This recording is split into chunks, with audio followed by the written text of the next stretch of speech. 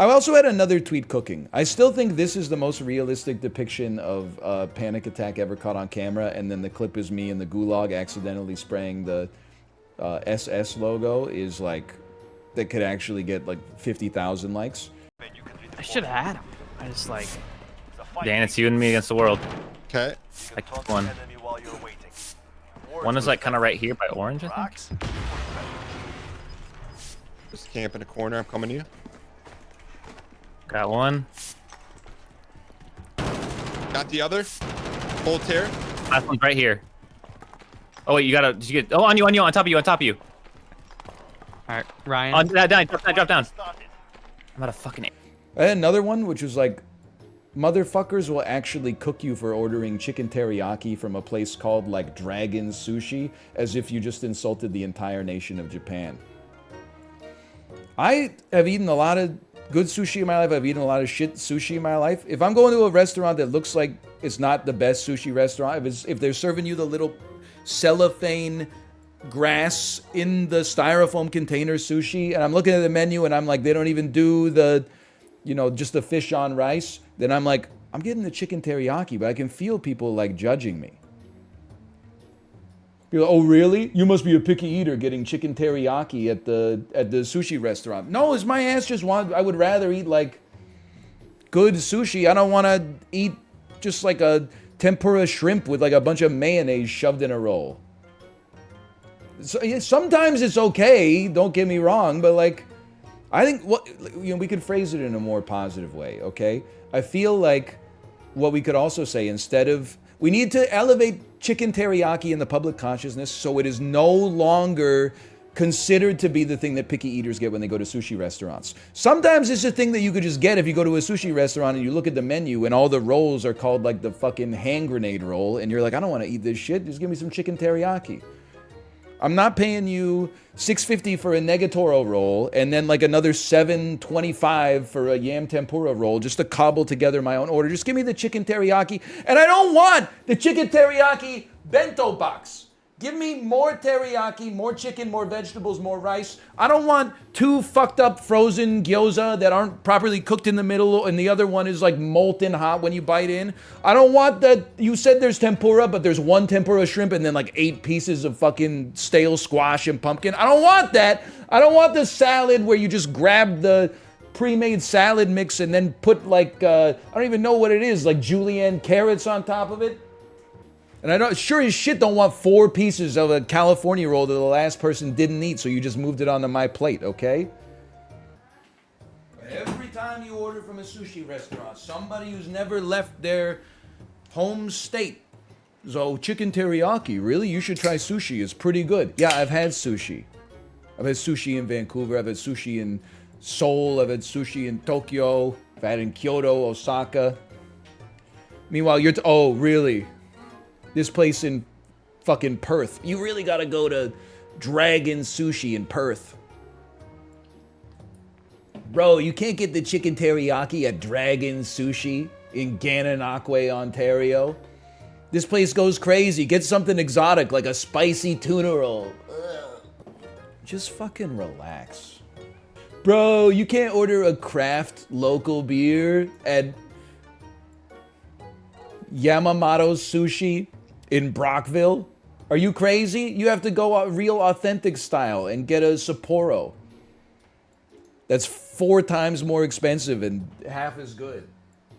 Why are you going off so much on bento boxes? Listen, I didn't want to, in many ways. But I mean, I feel like I'm the only person that's saying the truth these days. I feel like the bento box is, and I like Japanese food. The thing with the bento box, I enjoy Japanese food, and I have no problem going to a sushi restaurant. I like sushi, but also I do feel a little condescended to sometimes when I go to a sushi restaurant and I order chicken teriyaki. People automatically assume like I'm one of those people from TLC that only eats pepperoni pizza with ranch dressing spread on top of it. I'm not. Sometimes the chicken teriyaki just hits the spot better than like a 5 out of 10 dynamite roll or something like that. Now, the bento specifically, I feel like it's the default at a sushi restaurant or any restaurant to order a combo if you get the chance to order a combo. I just find myself, in general, I feel like when you get a bento box, you get the thing that you actually wanted, which sometimes is a little bit of sushi, sometimes it's a teriyaki, sometimes it's the tempura, and then the other 3 to 4 parts of the bento box are, they're half-assed. It's a half-assed tempura. The salad is just like straight out of the refrigerator, like Ziploc bag. The dumplings are never any good at all. I would rather just order something that's good and just have that be that than be like, oh, there's 8 things in the box and like one of them's good and the rest of them are kind of horrible. I actually like the salad. I'm not trying to come for the salad. If you like the salad, then that's okay. I have no idea what's going on this weekly, by the way. I'm not specifically trying to insult the salad, at least. Let's go front badger. This could be, we could cook with this a little bit, maybe. I had another thing. I forgot what I was gonna say.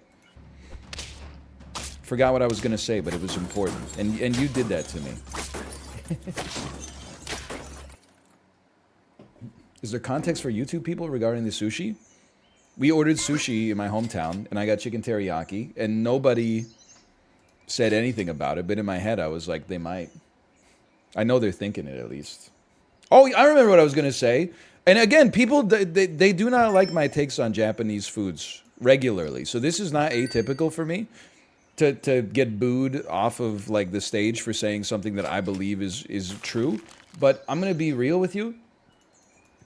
I think that edamame is like the most ass appetizer that's ever existed. I don't believe that anybody, A, feels the way I do about you now, but B, when someone's like, oh, I love edamame, I'm like, what do you mean you love edamame? Like, they're just beans. It's just beans and salt. And the salt isn't even on the beans, it's on the pod. Like, I don't mind mindlessly eating some edamame, but it's not like, whenever people are really excited for edamame, I'm like, you know, it just tastes like, it's just beans. You can be pro-bean, but like, let's not act like this is the most like outrageous food you've ever seen in your life. It's just beans. Okay, and? Well, like, think of all the great Japanese appetizers that are out there. An agadashi tofu. You know, even some sashimi to start or something like that. Think about a karage or something like that. Some gyoza. And you expect me to get excited over some salty beans? Like, they're okay, but like, you don't have to be excited, just eat your veggies. I have no problem eating my vegetables. This is what's called an ad hominem attack. A lot of those like Japanese fusion restaurants in Vancouver, they will run, well, they'll have edamame on the menu for the psychos, but also they'll have like a crispy Brussels sprout or something like that. Way better. Those are vegetables. Those are vegetables that actually like do something for you. Actually get you excited to get out of bed in the morning. Top 5 banchan. Now we're talking. For those of you unawares, banchan are the Korean side dishes that come with most Korean meals. I say number 1, you got to pay respect to the goat. You got to go original kimchi. Give me some regular kimchi, cabbage kimchi. Number 2, give me gamjacholim, cold soy sauce cooked and marinated potatoes. Number 3, give me, is it ui kimchi? Give me some cucumber kimchi. I love a cucumber kimchi. Give me, number 4, give me a katdugi. That is the non-yellow pickled radish cubes. Like radish kimchi. I'll take a katdugi. And then number 5, just for sport, why don't you throw me some, give me some odeng. I'll take some fish cakes or something like that. What do I not want to see? And this is just me. I'm not a big fan of potato salad, which seems to come out all the time. I'm not huge on the kongnamul. I don't really love a bean sprout that much. It's okay. It's just not my tempo. I don't really like a hard-boiled egg. I could get down with like just some spinach. I'm not crazy about it, but I could get down with some spinach. Very respectable lineup. Thank you. I know you're not talking about my squad, because I have eyes. The take, and this run is just scuttled, so just embrace that. But the take that nobody's gonna like here, and I'm just one guy. I'm not like saying this is how it should be for everybody. The Korean food take that people aren't ready for from me is that, well, there's two of them. One of them is that I am immediately skeptical of anybody who says we went to this amazing Korean barbecue restaurant, because literally like almost every Korean barbecue restaurant I've been to in my entire life is almost exactly the same. I like them all, but I've never been, like, it's not like they have a different recipe at every single one. They're just bringing out like the same meats in the same marinades, and it's good, but they compete on price, I guess. Well, let's do a little better this time too. And then the other one is I'm really like, well, actually there's a lot. I'll be like an untouched organism. No offense, chat. I really don't get down with the Korean soups that are like inspired by Spam and bologna and hot dogs and have American cheese in them. There's just something, it offends my continental sensibilities. And maybe the problem is me, but that's like, I don't get down with the bude jjigae or like tteokbokki with like slices of Kraft singles thrown into it and stuff like that. Like that's just a little much for me. And then also, if I never had another danmuji as long as I lived, it would be too soon. The little cylindrical yellow radishes that are like as sweet as maple syrup, that's always in the kimbap. I'm not a danmuji sort of guy. I love a gattugi, which is also pickled radish, but the danmuji is just it's yuck at my yum, to be honest. What are your thoughts on Korean fried chicken? Me personally, well, again, my tastes, I'm like 50 Shades of Grey. My tastes are a little unusual. Is that what they say in the movie? I don't know. But I love Korean fried chicken. But I prefer the Korean fried chicken that is like, usually it's called original or something like that on the menu. Maybe it's called Cocoa Crispy or something like that. Maybe it's called Crispa-tastic.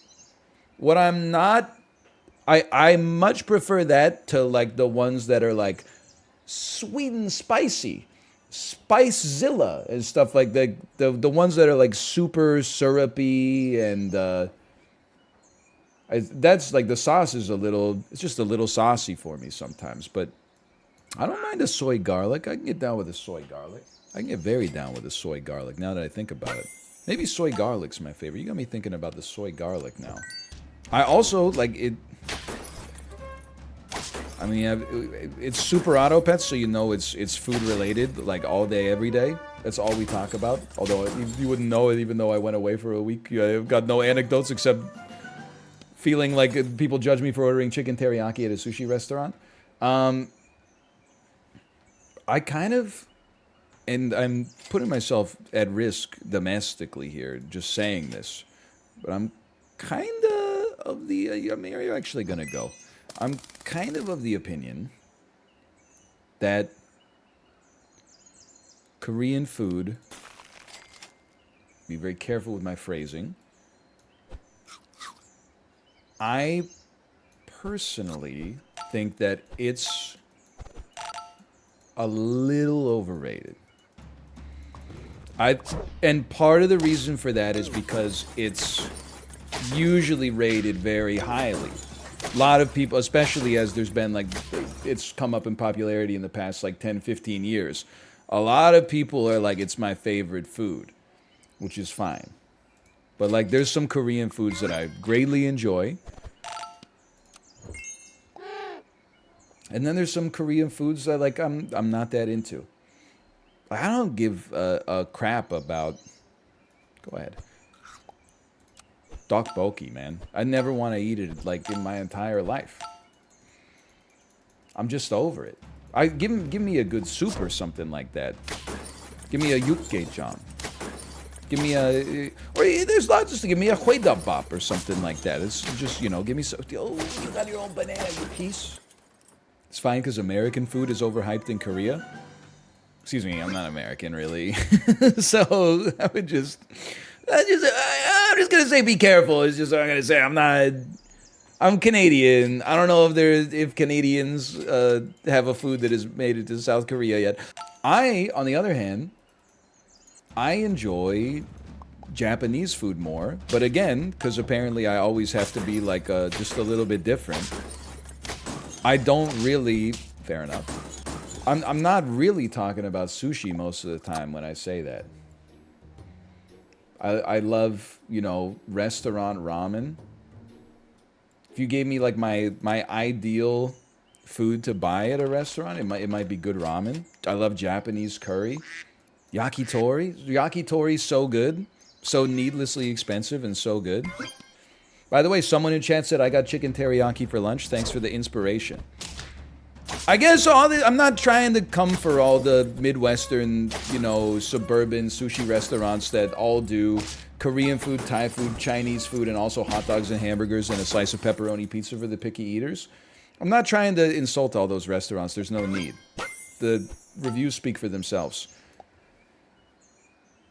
All I'm trying to do is say that I think chicken teriyaki has been unfairly maligned. It's considered a consolation food by most people at a restaurant. Like, you never go, oh, I'm really feeling chicken teriyaki tonight. It's always like, nothing else on the menu speaks to me, so maybe I'll try the chicken teriyaki. But honestly, the chicken teriyaki, I've been ordering it as a first choice lately, and I've been very pleased with the results. You never seem to get a terrible chicken teriyaki.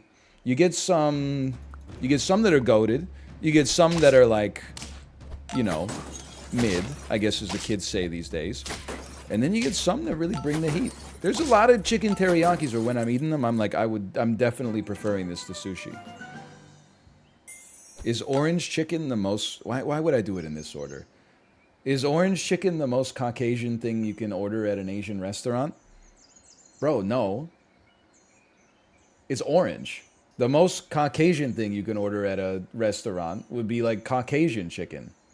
Which I'm pretty sure is just when you throw like a boneless chicken breast in the air fryer and serve it next to like some Uncle Ben's rice pilaf. Also known as like what I ate every day in college. Be like 80 calories of chicken breast, and then also 475 calories of buttered garlic rice. I got nothing against orange chicken whatsoever. I mean, I don't eat it very much. I would say I'm pro orange chicken though, if I had to choose which side I was on. I mean, if you're at a place that's got orange chicken to begin with, I feel like if it's on the menu, you should order it. Just because what else are you going to get? You're going to go to a place that sells like orange chicken plus an egg roll plus like a wonton soup for $3 and you're going to be like, "Oh, can I get the regional specialty of this restaurant? Can you give me some soy and garlic fried abalone?" I think people are too hard on the orange chicken. Mongolian beef? I'm just going to level with you on this one, my friend. I'm not sure that Mongolian beef is a real food. That sounds like something I would make up if I had like a sauce in my fridge called Mongolian sauce that I got from the grocery store. And I was like, what are we having for dinner tonight? It's Mongolian beef. Really? It's an American Chinese food classic? Mongolian beef is incredible. Hang on. Well, this is, there's a difference between American Chinese food and Canadian Chinese food. Like, do you know, hey, my UK fellow viewers here, did you know Americans don't know chicken balls? Oh my God, bro, no way. I'm in shambles right now. I'm serious. They don't know chicken balls. Americans are always like, what's a chicken ball? It's a ball with a little piece of chicken in it, if you're lucky. And then they serve it with like the worst sauce of all time over top of it. Okay, Mongolian beef. It's a dish from Taiwan. You lost me. Sliced beef, usually made with onions, paired with scallions or mixed vegetables. It's often served over steamed rice in the U.S. Okay, honestly, that tells me nothing at all. I guess I just got to go to P.F. Chang's and order it. Sounds pretty good. Beef, onions, and scallions and rice. Also sounds like it could describe maybe like a few more things on the menu, but P.F. Chang's is nasty. I've only been to one, and I enjoyed it. But also, I don't think I enjoy like good Chinese food. I don't know if I've ever had good Chinese food in my entire life. But I definitely like to eat like some garbage Chinese food 2 times a year. Usually from like a mall food court, if possible. Don't they have good Chinese in Vancouver? Probably. It seems like when I get Chinese food, I always end up ordering it from a place that's called like hot and fast Chinese food. Did that guy actually bring the wok to Poland? Or was it like a meme that I'm not familiar with? Was he making Mongolian beef when he brought the wok to Poland? I don't know if they use a wok in Poland when they make Mongolian beef with a Taiwanese recipe. He was making chicken teriyaki. Who's this guy? Is this Lil Yachty? I gotta start listening to Lil Yachty. He's rapping about the stuff I care about. Chicken teriyaki raps? Sounds like the most popular YouTube channel in 2009. Bro, did you see the new chicken teriyaki raps video? All of the lines rhyme. It's crazy. You ever eat Singapore noodles? I'm trying to think if there's any food that I regularly eat. The answer is no, by the way, to the first part. I'm trying to think if there's any food that I eat that has a country in the first part of its name. I don't eat Canadian bacon. French fries. There you go. French fries, sure. Turkey sandwich. Good point. You know what's a bad feeling? I went out to a diner at 7:06 a.m. When I was in my parents' hometown. First off, I walked in, and there's tables and counters. The only other people in the restaurant were 5 old guys sitting shoulder to shoulder at a counter. So immediately I was like, am I supposed to take this counter seat next to them? Is this like 1950s Norman Rockwell where like I'm supposed to post up there so that they don't have to come serve me? And then I just decided I didn't have the you-know-what's for it. So I sat in a booth by myself. And then one of the guys who was sitting at the counter said, he looked back and said, "Good morning to you, sir." And I said, "Good morning." I played it pretty cool. But in my head, I was like, what the fuck is going on? The patrons are welcoming me to the establishment? Or is this like a guy is working there, but he's not like on right now? Anyway, I ordered a classic breakfast. I swear to you, it was 2 pieces of toast. Half of the platter was full of home fries. The other half was like 7 slices of bacon. It was amazing. It came out 3 seconds after I ordered it. But the whole time that I was there, all I could hear behind me was ring, ding. Thank you, sir. Ring. And I was just the cash register slamming open, and it's open and slamming shut, open and slamming shut. And I don't know if this is a Bell and Sebastian song. There's something, though, the creeping malaise of being a millennial in a cash-only restaurant. I was like, I started to realize that it was not right. All I got are cards. Everybody here is handing over like $20 bills to pay for their meals. And I'm like, I don't know what's going to happen here. I'm going to have to give them my ID. I'm going to be like, can I go to an ATM? They're going to be like, what'd you expect coming into this place? We're going to have a paper trail. Anyway, they took card at the end of the day. So it turns out it ended up being kind of like a non-issue. That's all I got. Like, this was really good, though. Did you have to use the sliding thing? Nah, dude, it was just a standard. It was a tap Andy. Why were you at the diner alone on vacation? My wife and baby they're not morning people. I got up at like 6 a.m. every day. Just because, what else am I going to do? I'm going to just sit there on my phone, like doom scrolling for no reason? I took a shower, I got up and out. I was on a 2 breakfast sort of protocol. I get up, I go out of the hotel room, I take a nice walk, the breakfast place is open, I eat a little breakfast by myself. You know, I'm an only child, I'm a little bit of an introvert, I need my recharging time. So I get my recharging time in the morning when I can actually think to myself and like I'm not interrupted every 2 seconds by a baby screaming or trying to hurt themselves by, jumping into the bathtub head first or something like that. Then I get a text from my wife at I've been up since 6. I get a text from my wife at like 8:30 that's like, we're getting up. And I'd be like, all right, I'm coming back. And then I'll go back and be like a good dad. But I need the me time too. And honestly, the only way to get the me time sometimes is to sacrifice a little bit of sleep for it. And just to be straight up with you, I'm more than willing to do it. I very much enjoy that morning period. I don't know why I phrased it like that.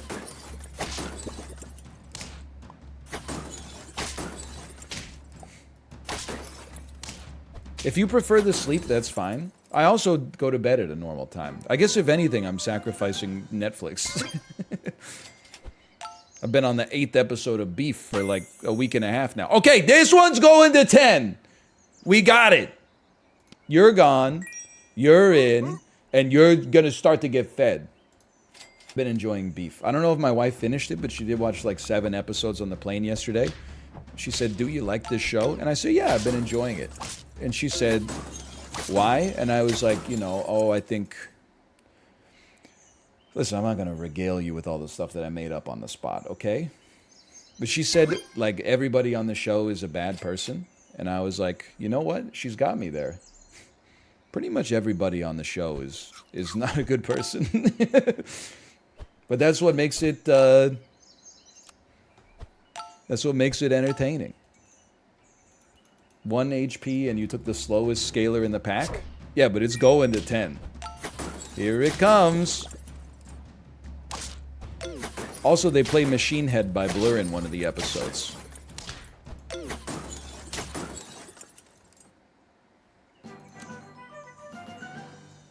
Look at this. You thought it wasn't going to 10? OMG. Go ahead, hot swap them. Sorry, Machine Head by Bush, not by Blur. That's my mistake.